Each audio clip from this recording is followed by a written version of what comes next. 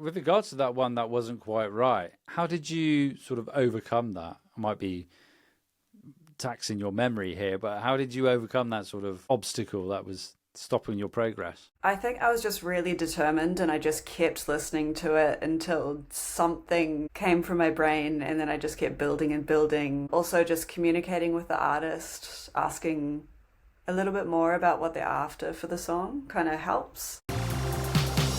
You're listening to the Inside the Mix podcast with your host, Mark Matthews.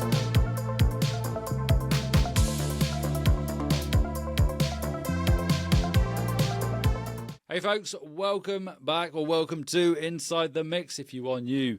I'm joined today by New Zealand's own global synthwave voice who has collaborated with artists like Wolf Club, Turbo 1086, Dualarity, and yes, even me. I think we've done 3 songs to date, and I think there's a 4th that I'm working on at the moment. So please welcome Indigo. How are you, and welcome?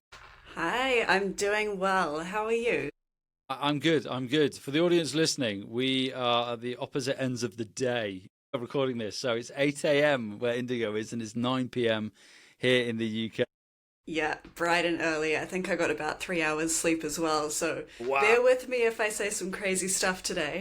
Yeah. I appreciate you getting up if you have 3 hours sleep. This, I think, is the biggest time difference for an interview on the podcast. It was Australia previously. I don't know if that's the same, actually. I suppose it depends where you are in Australia. I do a disservice to Australia there, because Australia is a very, very big country. They're huge. I think they're at least 2 hours difference from us. Depends where you are. Yeah. But again, I appreciate you you getting up super early to join me on the podcast here. So. I appreciate you staying up for me. No, it's my pleasure. It's I've been looking forward to this one. We've obviously been back and forth working on tunes for a while, so I've been eager to get you on the podcast to chat about all things sort of vocals and also vocal recording and songwriting today. So in this episode, folks, it is inspired by listener Connor, who asks the question, statement, I guess you could call it. I think lyrics are one of my biggest struggles, and second to that would be recording vocals. So if that sounds familiar to you, you're going to enjoy this conversation. We're going to unpack the creative and technical steps that make the difference between a rough demo and a song that's ready for playlists. Before we actually dive into the discussion though, maybe if you could just give us sort of like a whistle-stop tour to how you got to where you are now with regards to sort of singing and featuring and collaborating with other artists. Yeah, I guess music's been a part of my life since forever, but I really started taking it seriously in around 2014, 2015, and I started a bachelor's degree in popular music performance. And through there, I was really trying to find every avenue of collaboration I could to really find my niche and what I wanted to do. And, through that, I signed up for a website called Star Now, and applied for a few jobs to get my music out there, and one of them was Wolf Club. So I recorded, not knowing who they were at all, recorded some songs for them, and they introduced me to Synthwave, and I've just been in this genre ever since. Nice. That's a good way to start. A good place to start with Wolf Club, isn't it? And in terms of like vocals, it's not a bad place to start. Star Now, is that like a gigging platform? Yeah, to give it one of a better name. Pretty much. I've had some really great jobs on Star Now, and also some really bad ones that have made me hide from the world. So it's risky business working online with people overseas. Yeah, I suppose if with those ones that aren't so good, and then they release it, and then your name is attached to it, you can get a bit tricky. I can imagine it's kind of one of those ones where in hindsight you'd want to be like, I wish I'd said like I want to be a ghost sort of performer, or just use an alias, so to speak, when those things happen. Yeah, totally. I've definitely had some learnings from my time. Yeah, I've done the same. I have done the same, and I've been in a similar situation. I've also worked with other artists as well, where they've requested. I don't know if that's an indictment on me at the time, but they requested to Ghost. They hadn't heard the song yet, so I'm going to say it's because it was part of their practice rather than me in particular. But it could have been, now that I think about it. But no, thanks for sharing that. It's always interesting to get there, just a quick how you got to where you are now, and in particular, Synthwave. So, slight tangent here. Had you been a listener, had you been involved in the sort of Synthwave community, because it is a very big community, prior sort of like working with Wolf Club, or was that like your first introduction to it? No, Wolf Club was my first introduction. I was very pop and rock. Nice. Yeah. No, Synthwave, Wolf Club was definitely my first interaction, which is incredible. Yeah, it's like you say, it's a good place to start. And it kind of gives you, I guess, like a step up immediately to say, okay, well, I've worked with these artists or this artist. And then you can use that as a bit of sort of like kudos, so to speak. Yeah, exactly. Although I don't think I had social media at the time. It took me until about 3 years ago to really, 5 years ago, 2020, to kick off social media. So yeah, I'm still growing my following that I could have gotten 10 years ago. Yeah. Well, it's one of those ones, isn't it? Social media. You kind of, I know I do it with the podcast and with my own music production as well. And it's, I don't know, I call it like a necessary evil. You kind of need to do it to get your music out there. It's just part and parcel of what we have to do now, you know. But no, it's cool to get a nice bit of background there. So I think if we start like diving in to sort of the collaborative process of recording vocals remotely. So maybe if we start a bit with regards to sort of like delivering of a backing track, because this is how we work, right?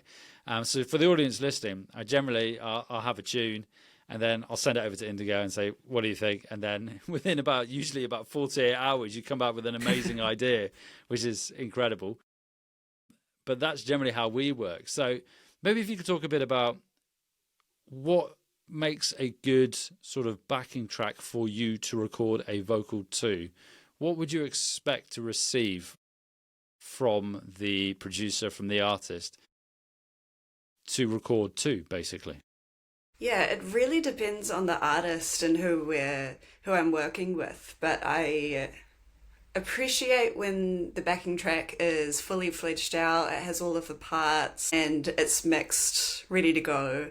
That's always awesome because you can just write knowing what it's going to sound like. And then there's other artists who might have some vocal ideas for me or some lyrics, and they'll send a vocal guide along with the instrumental, which is awesome. Yeah, so with regards to that, when they're submitting those tracks, because if I'm looking to the right, it's because I'm making notes. I should have told you that off air. You're good. Yeah, so when they're submitting those tracks, do you find, because I remember this when I was doing my degree and whatnot, that the majority of artists leave space for the vocal, because I know where I've worked with artists before when I've done production and stuff, where they aren't necessarily working with the vocal at the time of recording the track and they just fill the space and there's no room for you to sort of breathe as a vocalist. Does that happen often, or is that not something you encounter often? No, it really depends on the artist. Sometimes there's obvious spaces for the vocals and it's so easy. You can just pop it in there and away you go. But other times it is really instrumental heavy and you need to figure out where's the verse, where's the chorus, where should I put these vocals, how much vocal should I put in it. Yeah, sometimes it can be a bit tricky. Yeah, and with regards to that, like, because this is where like the diplomacy and being diplomatic comes in, and that collaboration, and if you've not sort of worked with that artist before, how do you approach that? When you talk to an artist and they send you a track across and you say, actually, I think you should move this and this around, is that quite an easy thing to do? Do you have any sort of tips on how to approach that situation? Because again, I guess it depends on the artist. Some artists might be a bit more precious when it comes to their arrangement than others. Have you got any tips on that? Yeah, I often try not to change people's instrumentals, and instead I'd make my vocals work for their song. But I will ask sometimes, hey, do you want a vocal heavy track or a light track? And or sometimes I'm like, hey, I'm not quite sure where the chorus is. Could you point that out for me? And then go from there. Yeah, that makes sense. Another question I've got here with regards to that, because you mentioned about a vocal guide track, which makes perfect sense, right? Have you experienced anybody using or submitting a track where they've used an AI vocal as a guide? Because this is something I was considering using. I don't think so. There's been some vocals that have been heavily fixed. Yeah. But I'm not sure on AI. Yeah. It's just because I cannot sing at all. Well, after a few beers, I might be able to think I can sing. But like in general life, I think I cannot sing. And I think for the music I produce as well, my voice is quite low, so I don't know if it's suited. Anyway, either way, I was considering using something like that just to convey the idea I had, and then getting someone like yourself to, okay, well, that's AI. I wonder if you could take that forward and put like a human spin on it. But I was just wondering if it's something that you might have experienced, because I think it's going to happen more. Yeah, I think that's awesome that people are utilizing AI for that kind of stuff. Yeah, I think that would be great to do. Yeah, because I suppose you could think like, okay, I'm working on this tune and I want a vocalist in the style of X. And then you're thinking, okay, and then there are platforms where you can mirror that particular style and then submit it to someone. And I suppose it makes it easier for you as well as an artist. So like if they're giving you context, okay, well this is the theme, lyrical content, and this is the kind of vocalist or vocal that I hear over the top of it. That can only make your job easier, right? Totally, and sometimes the vocal tracks I get, they may not necessarily be the best singer, so using AI could really help that out. Yeah, that's where I would be, to be fair. I might try it, I might try it. I've You never should. actually sung and auto-tuned. I tell a lot, have I? No, I haven't. I did some spoken word on an album when I was in the metal band. Love it. And I was incredibly hungover, so my voice was like even lower than it usually is. It's out there somewhere. It's on Spotify somewhere. Oh, I'll go hunting. Yeah, I'll send you a link to it. I'll put it in the link for a link in the show notes as well for the audience listening. If you want to hear my spoken word on a track, I'll share that with you. But no, I had an idea for an episode, which was to compare free auto-tune plugins and then do not a blind test, a test whereby I've never used them before. And then just dive in and see what they sound like. And I thought, you know what? Maybe I'll use my own voice and really stress test these plugins. So I might do that. So look out for that, or listen out for that one, audience. You might get to hear my singing in that respect. Cool. So maybe we move on to workflow. So maybe if you could talk a bit about your step-by-step process from receiving a demo and to that final take. So let's imagine you are recording the vocal and also lyrics as well. Really depends on the day. Everything depends on the day, eh? But I can't record vocals until nighttime because it just takes a while for my voice to wake up and get to that strength that I need for vocal takes, especially when I'm doing those high vocals. Yeah.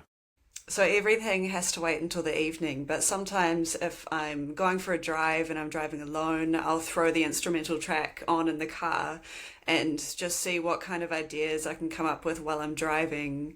But most of the time I will just set aside maybe 2 hours in the evening and just sit in this room with the song playing until I come up with an idea and then start building on that idea and then record it. Add harmonies. Go crazy. Yeah. Total tangent here. Is that a guitar in the background? It is. Yeah. Yeah. When you were talking there, I was just like, I'm sure that's a guitar. I totally get what you mean there. I suppose you've got to be in the right frame of mind to record. I guess everybody works differently. People prefer different times of day and are more productive. And I suppose with your voice as well, you need to properly warm it up. And I fell foul of this. I'm actually going through vocal therapy right now because the amount of talking that I do with the podcast and just in general. And I've got these exercises that I now have to do to strengthen and sort out my vocal folds. Basically, I had granulomas on either side of them. Through, oh my god! Yeah, I know. Yeah. I know. I make it sound quite.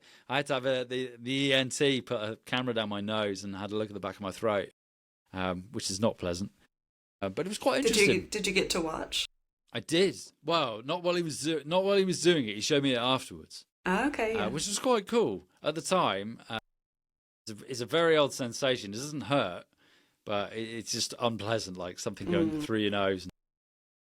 But yeah. So I know totally what you mean. You've got to have your voice in the right place. And it's something that albeit not being a singer, I still use my voice a lot in terms of delivery, like talking now, and having to make sure I warm up, which I didn't actually do before this episode, which I should have done. And maybe I'll warm down afterwards. But yeah, I totally get that. Totally get it. What microphone do you use, by the way, to record your vocal? I'm using an Aston Origin at the moment. I've got it. Hang on. This one here. Nice. You know what? I don't think I've ever used said microphone. No, there's a producer in New Zealand who I used to work with in my rock days, and he suggested that I use that. I used to have it's over there somewhere, AT2020 something. Yeah, I don't know. Yeah, I know the one. I think I used to record the podcast with that microphone. Okay. Yeah, the AT2020, right? Audio yeah, Technica? I think so. Yeah. It's a black microphone. Yeah. If I remember pretty right. standard looking. Yeah, I've got one knocking around here somewhere. It's around here somewhere. But yeah, I used to do that to record the podcast. It's a good little microphone. Lyrics. So this is an interesting topic of conversation because if I were writing metal lyrics, I can write metal lyrics all day. I'm a big horror fan and I can go down that avenue quite easily. But when it comes to writing lyrics for, let's say, synth pop, synthwave, I know I've been working on the electronic stuff with you of late as well. I struggle in that respect. Can you talk a bit about how you start writing lyrics? What is the sort of catalyst to get you going to write lyrics?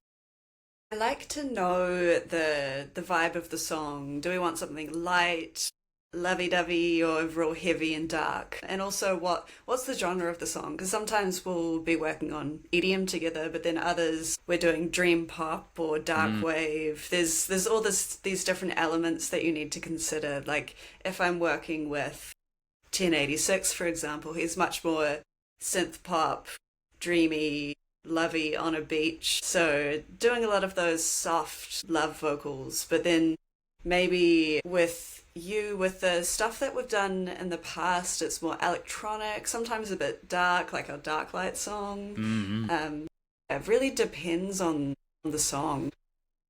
And with regards to song with lyrics, is it quite a quick process for you? Do you find it quite easy to sort of, for want of a better way of putting it, knock out a song in terms of lyric? Or is it quite a lengthy process?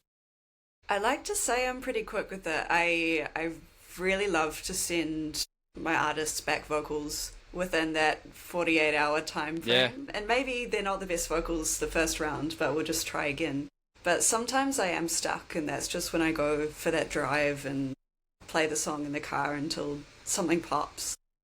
Yeah. I agree with what you said. That I think I mentioned it earlier about the 48-hour turnaround. It really is, audience listening. It's a very quick turnaround, which is super impressive because I've gone on other platforms like I've used Vocalizer in the past, which is a gigging platform, and I've gone on there and worked with artists, and you're paying them, and they still take infinitely longer to come back with any lyrical ideas. They've probably got loads of stuff. I don't know what they're doing, but they take a lot longer to get back to you. So your turnaround is incredibly impressive, I got to say. Well, thank it really you. is. A quick sort of tangent, because in my head I'm thinking, because you mentioned earlier about recording background vocals, harmonies, etc. When it comes to sort of creating those vocal stacks, do you have a template of okay, I'm going to record the main vocal, I'm going to record some backing vocals, my ad-libs, ad hocs, or whatever, or does it really depend on the track? Do you always deliver? I suppose what I'm asking is, do you always deliver the same deliverables when it comes to a vocal? Not necessarily. I'll always do a double of every single track. I think that's super important and really strengthens the song when you have a double of every vocal. But sometimes a song doesn't need harmonies or doesn't need those ad-libs. It just needs a simple one track and a double. Yeah, so it really does depend, but sometimes I just go crazy and send someone about 14, 16 tracks of vocals. And I think I did that with you, actually. Yeah, I was going to say, I think it's one of those ones where, like, more is better, because you can always remove, right? Yeah, exactly. But when it comes to adding, that's when it gets tricky. Specifically, if you've got one vocal, which I've worked with artists in the past, and they send something across, it's just one track, and you're thinking, I could really do with a double of that.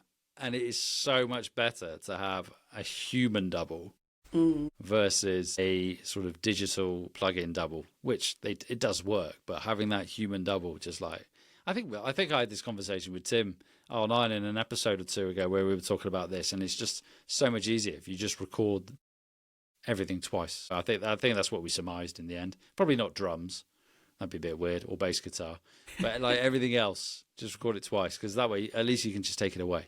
At least you've got it there. Yeah, exactly. Another quick question. I often go on tangents here. I'm thinking about reverb, right? When it comes to your vocal, do you have a specific reverb that you use when you are, let's say, submitting a demo or just working on a project? So I'm not the best technically in terms of producing. So I usually just throw on whatever reverb I feel sounds alright. I think I usually go for that silver reverb one in Logic Pro. I don't know. Yeah, I think I know the one you mean. You're a Logic user.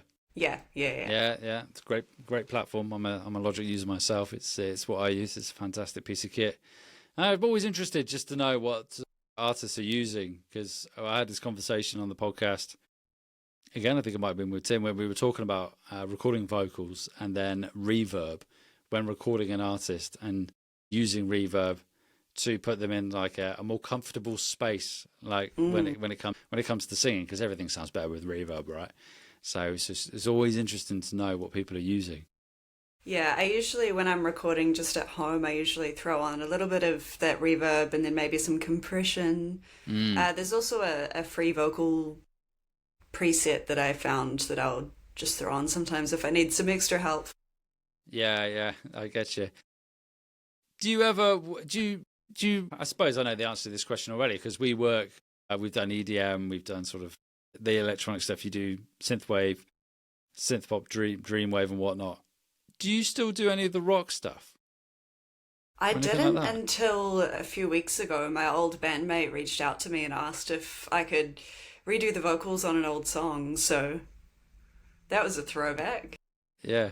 But yeah, not really. I've been pretty synthwave electronic recently. Do you find it easy to jump, I suppose, if you are specifically in synthwave, dreamwave and whatnot, did you find it quite easy to put that hat back on again for rock? Yeah, I did. I don't know if I could like record a rock song and then immediately go into a synthwave song. I think it might be tricky to get my voice back there. Yeah, it's all still in here. Yeah, it's in there somewhere. It's muscle memory, I think they call it, don't they? I found that with guitar. I've got like 2 guitars to the left of me here and a bass guitar, and I probably picked them up twice this year. But it's one of those ones I pick it up, and after a while, it all comes flooding back to me. I don't think, though, I could probably play the stuff I was playing when I was in the metal band. That'll take me a while to get back up to that again. A lot of fast stuff. Let's talk about writer's block. This is an interesting one. I had this conversation at length with Michael Oakley a couple of weeks ago. Constraints. Do you find constraints lead to creativity? Is this something you use in your practice? Because going back to what we said earlier, your turnaround is very fast. So is this something that you use to your advantage? Do you sort of set a deadline and think, okay, well, I'm going to turn it around in 48 hours, regardless of sort of what, I suppose you've got to have a certain criteria you've got to hit. But do you set constraints to yourself, and does that help with creativity? Yeah, I mean, as I said, I do kind of just sit in this room for an hour or two and see what comes to me. And there's always, if you send an artist a demo and they don't like it, you can always try again. You don't have to go with version 1. But sometimes there are times where I need a day and I just need to sleep on it and then come back to it the next day. And that's when I'll probably play it in the car to see what ideas I can get when I'm preoccupied. And yeah, just find new ways to come up with ideas. Do you have multiple projects on the go? So do you have the ability to, okay, well, I'm not feeling this one right now, so I'll move on to this other one and come back to it? Or do you sort of do it in a linear way? Okay, well, I'm working on this one, but I'll do that, and then I'll do the next one and do the next one. Yeah, I have had a time in the past, I think I had 3 on the go, and there was one that just was not clicking. I could not figure it out. So I focused on the other 2 first, and then came back to it once those were done. Yeah, so with regards to that one that wasn't quite right, how did you sort of overcome that? I might be taxing your memory here, but how did you overcome that sort of obstacle that was stopping your progress? I think I was just really determined, and I just kept listening to it until something came from my brain, and then I just kept building and building. Also just communicating with the artist, asking a little bit more about what they're after for the song kind of helps. Yeah. Yeah. Have you ever been in a situation where you have, because I've done this myself, where I've worked with an artist as a producer, and then we agreed that it wasn't a good fit. And we amicably said, okay, it's not a good fit, but I'll try and find you someone who is a good fit. Have you ever been in that situation? I've been in a situation where someone has asked me to sing on a track, and then they've, without telling me, gone with someone else and released it. Wow. Yeah, so that was fun. I won't name names. No, of course. No, not really, but if I did, whatever, that's totally fine. We can work on a different track. Yeah. Yeah. If That's it's not madness. for me, it's not for me. Yeah, that's mad that you're working with someone and they go with someone else and release the I know. track. Oh, that's incredibly rude. I couldn't imagine doing that. It's so weird. I've experienced this, having been in music for so long now, that you just have these weird situations where communication, either an individual drops off the radar, or they, like what happened, what you mentioned there, they just go with someone else, and you're thinking you're on the project, and they deviate and go with someone else. Yeah. It's just like, where's the communication, man? Like, it doesn't take. At the very least, you could just do a faceless email or like a DM and just let the other person know, like, hey, this isn't working out, I'm going to go with X, Y, Z, rather than just leave you hanging and do it that way. But hey, not everybody thinks the same, I guess, That's Yeah, there's life sometimes. Yeah. This is true. We are approaching the 30-minute mark now, so I think this would be quite a good opportunity to maybe go through some projects that you're working on at the moment, anything you've got coming up, any releases. Have you got any self-titled or like specifically your releases coming up? Because I know you released some music a while back. Yeah, I hope so. We've had an album ready for quite a while, but we're just waiting on the label to be ready to release. So I've been told this year, but I don't know when this year. Oh, that's frustrating. It is a bit, but that's okay. Yeah, but that's one of those things, I guess. Yeah, I wish I had more news for you, but no, it's okay. And we're working on another tune as well. So, Narcissist. It's an interesting one. I was inspired by a Calvin Harris tune, in particular for the chorus of that one. There, it's like 130 BPM, which I think might be the fastest track that I've done to date. And yeah, I was inspired by that. So I'm looking forward to releasing that one and the audience listening to that as well. Yeah, Narcissist was super fun to record. Yeah, you know what? It didn't take me long to put it together as a tune either, which is really nice. And it's one of those ones where I've decided, okay, I'm not going to throw anything else into it. I'm just going to leave it quite open, and then just have a really hard-hitting kicking bass, and then the vocal, and then all the other like ear candy around it as well. And I say this to everybody I send the demo to. Did you hear the crow that I put in there? Did you hear that? Yeah, I did. Yeah. You did? Yeah, somebody heard it. Like, I send it to other people, and they're like, did you hear the crow? And they're like, what? And I was like, yeah, there's a crow in, like, the breakdown. Yeah, I was just wondering if anybody else heard it. But no, it's good. Somebody did. Yeah, well, you should hear some of the songs with, like, Turbo Knight. He's got a hawk screaming and horses, and so good. I love that stuff. You know what? That is the blessing. Like, when I was in the band, there was 5 of us. It was a lot harder to put an idea across like that. Like, oh, should we just throw a crow in there, or like a hawk? And you got to get it past that committee of other band members. But when you're doing it on your own, I'm just like, yeah, I'll throw that in there. It sounds good. I think I did one track on the EP, and there's some like, was it Rainfall? I think it was Jungle Bird Song I put in there, which had no relation to the song whatsoever. But the beauty of it was, I thought, you know what? I quite like that, so I'm going to put it in. The beauty of being a solo artist, I guess. Love it. I used to live near a tram, and sometimes it would go off as I'm recording. So one time I was just like, I'll just record it. And so there's a tram in one of my songs. Nice. As well. I love found sounds. It's something I want to do more of. When I was living in Cardiff in South Wales, I used to do this really nerdy thing. I think I've still got it. Yeah, I do. I still have the field recorder here with me. And I would just be like out and about and just like start recording random sounds. And I built up this whole bank. And there's the website. Oh, what is it called? Where you can upload them. And every now and again, I'll get a random comment on somebody who's downloading one of these random sounds that I recorded about 10 years ago. And the idea was I was going to use all these in songs. Maybe I'll go back and do it. But there's like waterfalls and all sorts of like snow crunching and all those sorts of sounds. It's quite fun at the time. It might be quite weird for anybody watching, seeing this guy with just a field recorder, like recording some sounds, but it was good. Another thing to talk about before we go, where can the audience find you online? Where's the best place to go? You can find me, I'm mainly on Instagram, but you can search me anywhere, Indigo Synthwave, and you'll find me. I've got a few more collaborations coming out soon. We've got remix with Rogue FX on 1086's Can't Stop Thinking of You. Also starting a duo with 1086 called Spring Break of 1983. And then just so many collaborations coming out at some point. It'll be awesome. That's the way to do it. Well, before we go, actually, I think a quick tip here is, what would be your top tip for collaborations, for striking up a collaboration with another artist? I think just don't be afraid to reach out to everyone. The worst they can do is ignore you or say no. You may as well try. Yeah, and just find how you're comfortable communicating with these artists and figure out how you feel safe with them, because it can be tricky online sometimes, figuring out who's actually good to work with. Yeah. And I think the only way you're going to learn that is through experience. Exactly. It goes back to what you said earlier, wasn't it, about experience, and you learn as you go along. Audience listening, the podcast is kind of testament to that. Like when I've had artists on the podcast, Tyler Lyle from the Midnight, for example, it was just a case of, I'll just ask.